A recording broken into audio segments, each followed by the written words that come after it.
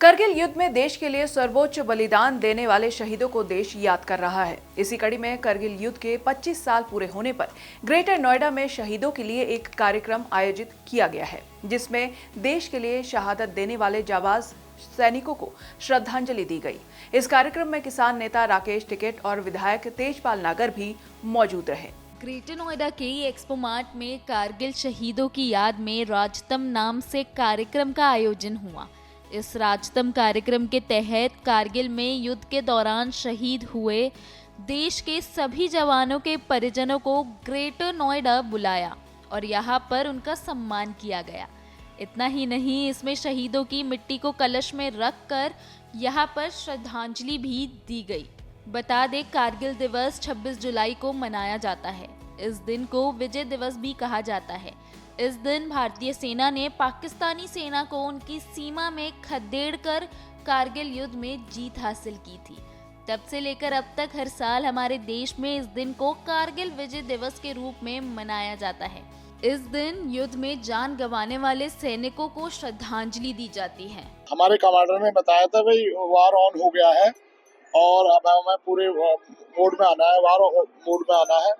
हमारे एयरक्राफ्ट को तैयार किया गया और जो है उसमें बॉम्ब रॉकेट वगैरह लोडिंग करेगी और जो पोस्टों पे बैठे हुए आतंकवादी थे या पाकिस्तानी जवान थे या सेना थी, उनके ऊपर बमबारी और रॉकेटिंग हमारे जहाजों ने MiG-27 में की। MiG-27 9 स्क्वाड्रन में पोस्टिंग था, उसमें फ्लाइट लेफ्टिनेंट नचिकेता भी थे और जो उस समय कारगिल में जिन्होंने भाग लिया।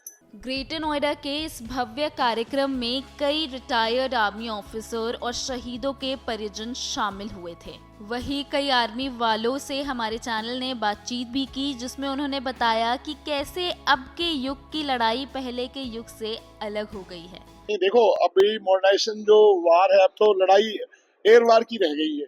पहले क्योंकि आर्मी का रोल था, लेकिन अब जो रोल है वो प्योरली एयरफोर्स का रह गया है। डिफरेंट लेटेस्ट एयरक्राफ्ट आ गए हैं और मिसाइल्स आ गई हैं। मिसाइल जैसे देखा इजराइल और दूसरे कंट्री वार कर रहे हैं, मिसाइल का बहुत बड़ा रोल हो गया, तो बहुत तकनीकी चेंज हो गई है।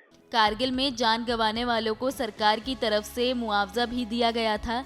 इतना ही नहीं, जहां एक और पाकिस्तानी सरकार ने अपने सैनिकों के शव लेने से मना कर दिए थे, वहीं दूसरी ओर भारत के कारगिल युद्ध में 567 जवान शहीद हुए थे।